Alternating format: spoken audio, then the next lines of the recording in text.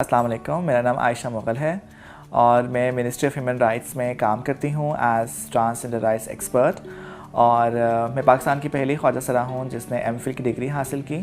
अभी रिसेंटली मैंने government of Pakistan को रिप्रेजेंट किया था यूएन की सीडॉ कमेटी में।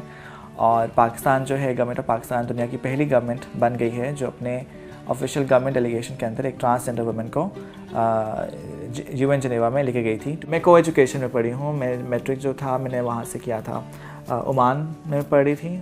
और फिर पाकिस्तान जब हम आ गए थे तो मैंने कॉमसैट्स में अपनी बीबीए की और एमएस की डिग्री की। मैं तो शुरू से ही अपने आप को जो है एक लड़की समझती थी, लेकिन जैसे जैसे बड़ी हुई तो पता चला कि लड़की तो मैं नहीं हूँ, मैं एक ट्रांसजेंडर हूँ। यहाँ पे बहुत ज़्यादा प्रेशर्स होते हैं सोसाइटी के, अपने घर वालों के, अपने फैमिली मेम्बर्स के।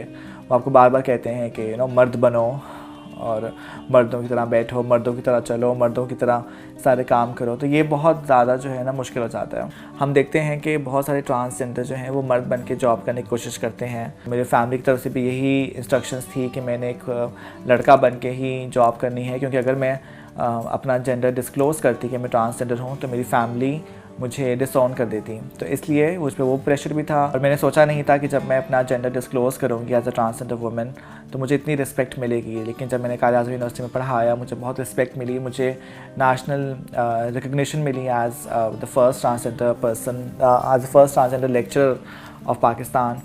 उसके बाद फिर मैंने जब ministry of human rights join किया तब भी मुझे बहुत रिस्पेक्ट मिली as the first transgender person who was appointed at any federal ministry of the country.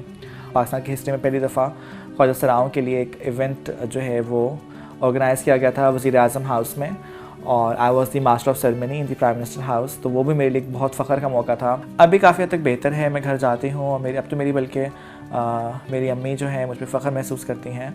मेरी अचीवमेंट्स को जब देखती हैं, मेरे जो टीवी पे जब देखती हैं, मेरे बारे में जब अखबार में पढ़ती हैं तो वो खुश होती हैं।